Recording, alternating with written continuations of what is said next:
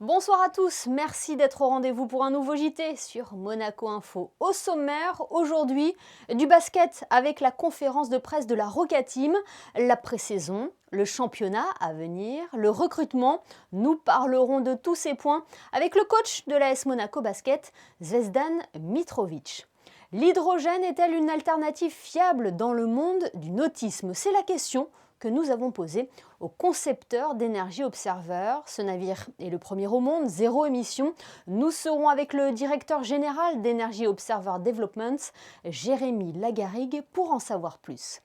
Et pour rester dans le thème de la protection de l'environnement, nous reviendrons sur le lancement de l'application Klaxit, la nouvelle offre de covoiturage en principauté. Mais avant cela, l'actualité à Monaco, c'est la 15e réunion du comité mixte de suivi de la Covid-19 qui s'est tenue ce mercredi au ministère d'État, Frédéric Hélion. Oui, pendant plus de 2 heures, le gouvernement princier et les représentants du Conseil national ont échangé sur les décisions prises et à prendre dans le cadre de la situation sanitaire liée au coronavirus. Cette réunion était la première pour le ministre d'État Pierre Dartout, qui avait déjà eu l'occasion de s'entretenir avec le président et les élus du Conseil national à propos de la crise sanitaire et de ses impacts socio-économiques. Le gouvernement et le Conseil national se sont félicités de la mise en place du Centre national de dépistage. Leurs représentants ont d'ailleurs pu visiter cette structure avant la tenue du comité mixte de suivi, l'objectif étant de pouvoir assurer une fluidité et une meilleure régulation des tests en principauté. Frédéric, vous recevez ce soir le conseiller interministériel auprès du ministre d'État en charge du cadre de vie et des relations avec les usagers. Nous évoquons régulièrement sur Monaco Info la qualité de vie en principauté. Pour en parler ce soir, nous recevons Albert Croesi. Bonsoir. Oui, bonsoir. Albert, beaucoup de choses à dire ensemble. On va peut-être commencer par le rehaussement d'une paroi anti-bruit. Oui, alors le rehaussement d'une paroi anti-bruit sur le Tessimonio, sur le chantier de Tessimonio, effectivement, parce que nous avons été saisis qu'il y a encore des bruits au niveau du terrassement sur le boulevard du Larvoto. Chacun peut voir qu'il y a déjà en place des parois anti-bruit, mais celles-ci sont probablement un tout petit peu trop basses et il a été décidé de les remonter jusqu'au-dessous de la route. Je pense que ça aura un effet totalement bénéfique et très rapidement pour les résidents, surtout du Rocabella, qui sont au droit du chantier, qui sont devant le chantier. Ça, c'est un point très important. Sur Tessimonio aussi, peut-être, il m'arrive, je dis des bêtises de temps en temps. J'ai évoqué il y a quelques jours de cela le programme du chantier et le résultat de ce chantier, qu'est-ce qu'il en sera. Et effectivement, j'ai dit 11 000 places de parking, je voulais dire 1100, tout le monde l'aura compris.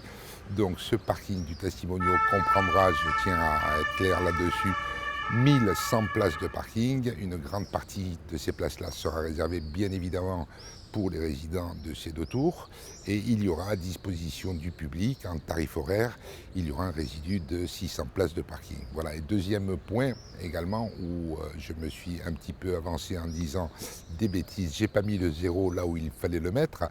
L'école internationale est préparée et recevra 700 élèves et non pas, tel que je l'ai dit, 70 élèves. Voilà, c'était deux points importants pour expliquer qu'est-ce qu'il y aura à l'issue de ce chantier. Donc c'est quand même un programme qui est formidable. Alors j'y reviens en quelques mots.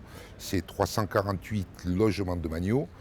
Il y aura donc 19 000 mètres de surface pour des appartements du secteur privé, 1100 places de parking, une école internationale pour 700 élèves et une crèche pour 60 berceaux. Voilà, c'est assez complet, c'est riche, c'est un très très beau programme. Aujourd'hui, on voit que la tour sort de terre, on aperçoit déjà quelques étages qui sont fabriqués.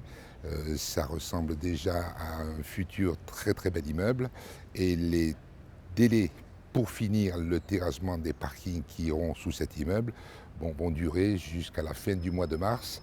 Il nous faut donc encore un tout petit peu de patience, mais on voit la fin, quoi. On voit le bout. Alors on a eu il y a quelques jours le salon Ever en principauté qui consacre on va dire une grande partie de son activité aux véhicules électriques, au développement durable. Cette donnée-là, le côté électrique, on peut aussi en parler pour les chantiers, c'est ça en principauté?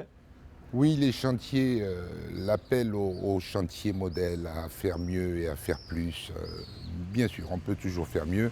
Je peux vous assurer que les services de l'État travaille aujourd'hui en collaboration avec des entreprises concernées pour réfléchir à des techniques, à des pratiques de démolition des roches, parce qu'en fait le vrai sujet est ici sur les terrassements.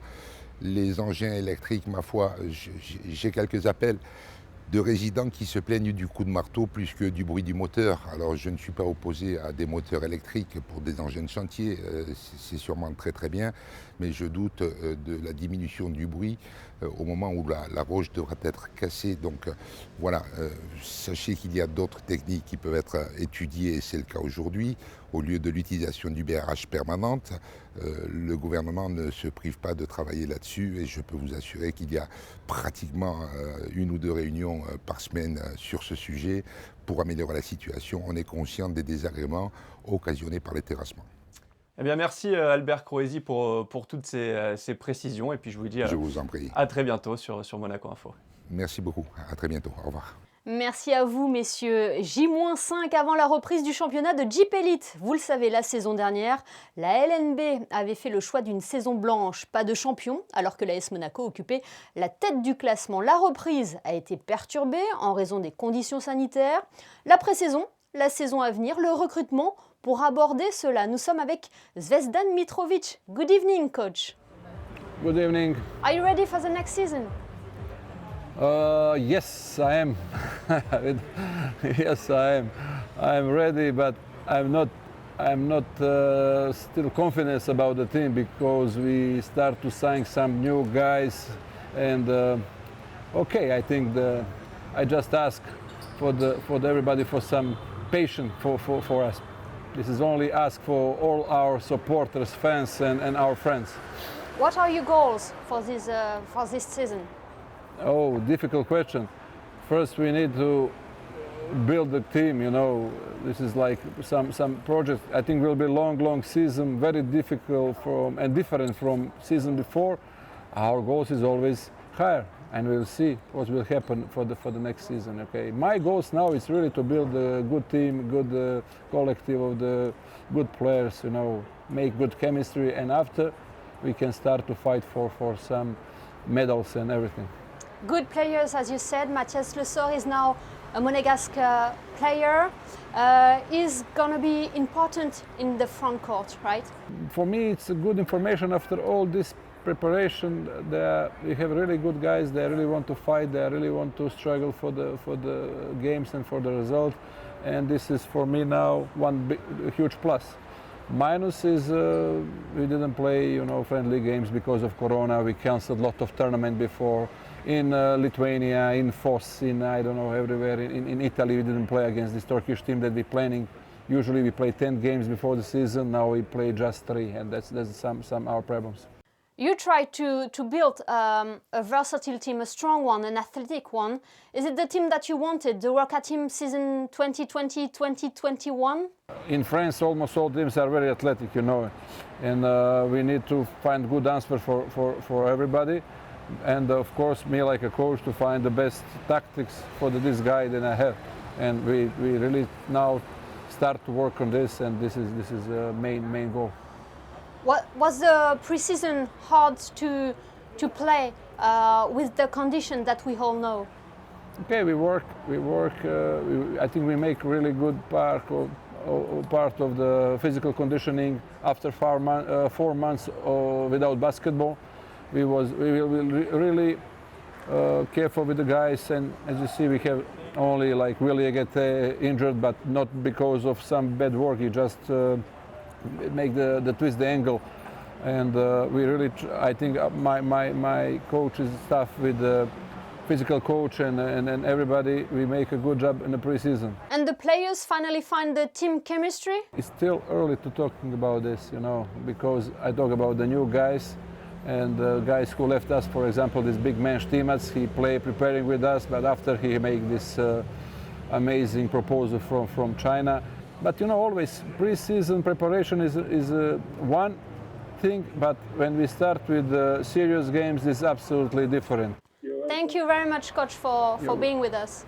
You're welcome. Ciao. Thank you. Et nous venons de l'évoquer avec Zvezdan Mitrovic, Frédéric, l'arrivée d'un joueur d'envergure à l'AS Monaco Basket. Oui, et c'est un énorme coup réalisé par la Roca Team. Mathias Le Sort vient renforcer la raquette monégasque. Le pivot international français, médaillé de bronze avec les Bleus lors du dernier mondial, évoluait l'an passé au Bayern Munich.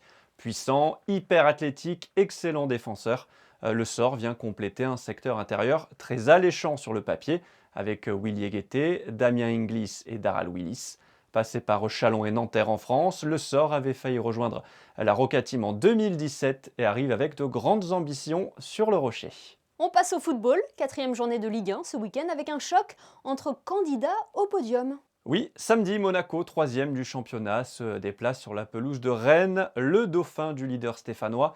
Une affiche entre deux équipes encore invaincues et un premier vrai test pour les joueurs de Niko Kovac. Rennes, c'est une très bonne équipe du championnat de Ligue 1. Ils sont européens, ils font la Ligue des Champions. Donc voilà, c'est un bon test pour nous.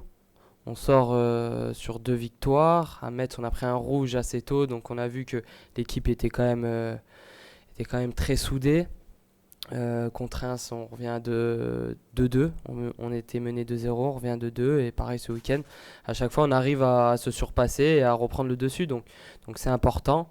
L'année dernière, c'est vrai qu'il y a des matchs où on était mené à 10 et on coulait. Donc voilà, non, c'est des petits détails qui nous font prendre confiance et conscience aussi de se dire qu'on est costaud. Et voilà, les équipes vont nous regarder d'un autre œil aussi. Et ça passera par samedi en allant faire un résultat à Rennes. Rennes-Monaco, c'est donc demain à 21h. On termine par un mot de sport automobile et un anniversaire pour Venturi. Oui, le constructeur monégasque célèbre le 4e anniversaire de son record du monde de vitesse pour un véhicule électrique. Le 19 septembre 2016, la Venturi VBB3 atteignait la marque de 549 km/h sur le lac salé de Bonneville aux États-Unis, améliorant de plus de 50 km/h le précédent record datant de 2010. Venturi s'attaque à un nouveau défi, sur 2 roues cette fois-ci, en cherchant à battre le record du monde de vitesse pour une moto électrique. Une tentative prévue en juillet 2021 sur un désert de sel situé en Bolivie, avec au guidon le quadruple champion du monde de moto, catégorie 250 cm3, Max Biaggi. Venturi toujours à la pointe de l'éco-innovation, tout comme ce navire, le premier à naviguer en totale autonomie énergétique. Il s'appelle Energy Observer et sera notamment à l'honneur lors de la Monaco Capitale du Yachting Experience au Yacht Club de Monaco la semaine prochaine. Alors comment fonctionne ce catamaran? L'hydrogène est-elle une alternative fiable? Pour en savoir plus, nous sommes ce soir avec le directeur général d'Energy Observer Developments. Bonsoir Jérémy Lagarrigue. Bonsoir. Tout d'abord, d'où vous est venue l'idée de bâtir un bateau 100% autonome? L'idée est venue de Victorien Russard, notre fondateur, c'est un marin qui a traversé plusieurs fois l'Atlantique lors de courses de compétition. C'est aussi un officier de marine marchande qui naviguait sur des navires relativement polluants. Et étant passionné de mer et se retrouvant une fois au milieu d'une tempête en panne d'énergie, il s'est dit c'est pas possible, il y a de l'énergie, des ENR à foison, il y a du soleil, il y a du vent, il y a des vagues, il faut que j'arrive à trouver une solution pour pouvoir ne plus me mettre dans cette situation où il était dépendant de son générateur. Il s'est pris un gros coup de tabac et de retour à terre, il a lancé le projet Energy Observer. Et ce qui était assez marquant avec ce projet, qui est le premier bateau à réaliser le tour du monde en autonomie énergétique, c'est d'avoir intégré l'hydrogène. Alors comment il fonctionne? Comment Energy Observer fonctionne? Alors, le bateau Energy Observer fonctionne aujourd'hui en récupérant des énergies renouvelables. Donc, on a de l'éolien avec des ailes rigides. On a aussi des panneaux solaires. On va stocker cette énergie de façon temporaire dans des batteries. Et des fois, en fait, on a tellement de production d'énergie que nos batteries sont pleines. Et à ce moment-là, on va démarrer ce qu'on appelle un électrolyseur. Ça va nous permettre de produire de l'hydrogène à partir de l'eau de mer. C'est vraiment ça la première mondiale aujourd'hui de ce bateau, c'est d'être capable de transformer l'eau de mer en hydrogène. C'est un vecteur énergétique en fait, qui nous permet de stocker de l'énergie en étant entre 4 et 8 fois plus léger que des solutions batteries traditionnelles. Est-ce que c'est difficile dans le monde du nautisme de sortir du système carboné? C'est difficile, oui, parce qu'aujourd'hui, les bateaux sont quand même des gros consommateurs. On a besoin de beaucoup de puissance. Et c'est d'ailleurs pour ça que le maritime a un rôle à jouer dans le cadre du déploiement de l'hydrogène, parce que pour que l'hydrogène se déploie, on va avoir besoin d'avoir de gros consommateurs. Et le maritime fait office de ce consommateur avec des bateaux qui vont toujours avoir tendance à revenir au même endroit pour se refueler. Et donc, ça va permettre d'avoir des infrastructures hydrogènes qui vont pouvoir s'amortir beaucoup plus rapidement qu'avec, par exemple, des usages particuliers avec des véhicules hydrogènes. En 2017, le Energy Observer était en principauté. Vous finissiez alors un Tour de France. Il y a de nouveaux défis que vous voulez réaliser ou que vous avez réalisé depuis ces 3 ans. On parlait du Tour du Monde tout à l'heure. Effectivement, actuellement, on est un petit peu comme tout le monde bloqué dû au coronavirus, mais effectivement, notre objectif, c'était d'être présent aux Jeux Olympiques de Tokyo donc cet été. L'objectif, c'est d'y être pour l'année prochaine, D'accord. en espérant que tout ira mieux d'ici là. Et après, c'est de continuer notre tour du monde avec une campagne de sensibilisation, d'éducation, parce qu'il y a beaucoup de pays aujourd'hui qui sont quand même très carbonés, très, on va dire, axés au niveau du pétrole. Et ils voient forcément les énergies renouvelables un petit peu de plus loin. On est plutôt dans des pays riches en Europe, hein, c'est assez, entre guillemets, accessible pour nous, ces nouvelles technologies. Et on veut montrer justement qu'elles sont quasiment aussi accessibles que le carbone, que le diesel l'est aujourd'hui. Merci beaucoup, Jérémy Laguerrigue, d'avoir été avec nous. Merci à vous de votre accueil et de nous permettre de mettre en avant nos produits. Et puisque nous sommes dans un chapitre environnemental et mobilité durable, coup de projecteur à présent sur le lancement d'un nouveau système lancé par le gouvernement princier qui pourrait être bien utile aux 45 000 salariés qui viennent chaque jour travailler en principauté. Il s'agit d'une offre de covoiturage qui permettrait d'alléger cet afflux massif de voitures aux portes de la principauté, de fluidifier la circulation, mais aussi de réduire les émissions de gaz à effet de serre. Plus d'explications dans ce reportage de Vanessa Dessy. À horizon 2030, la principauté souhaite réduire de 20% le trafic véhicules légers et de 50% les émissions de gaz à effet de serre global du pays. Une des actions pour y parvenir est d'inciter les pendulaires à recourir au covoiturage. C'était un besoin de modifier le système actuel qui n'a pas bien pris. Et effectivement, on avait besoin d'une application qui entraîne les gens à utiliser. Et avec tous les avantages que présente cette utilisation, je pense que cette fois-ci, le covoiturage qui répond vraiment à un besoin très important de la principauté de Monaco devrait prendre et avoir un grand succès. Klaxit est l'un des leaders du covoiturage courte distance, une offre déjà mise en œuvre avec succès dans de nombreuses métropoles françaises. C'est pourquoi le gouvernement princier a souhaité s'associer à cette application. Klaxit, c'est une application pour covoiturer sur les trajets domicile-travail. On est leader aujourd'hui sur le marché français, on a 2 millions de trajets qui sont proposés tous les jours et donc Klaxit se lance cette semaine à Monaco. Alors, le gouvernement princier travaillait précédemment avec Idevroom qui était la filiale covoiturage de la SNCF que Klaxit a racheté l'an dernier. Et donc c'est suite à ce rachat qu'on a voulu donner une nouvelle ambition au projet avec le lancement de Klaxit avec ses incitations financières à partir de cette semaine. Cette nouvelle offre de covoiturage sera proposée à 24 établissements de la principauté avec une expérimentation d'1 an à compter de la rentrée scolaire 2020.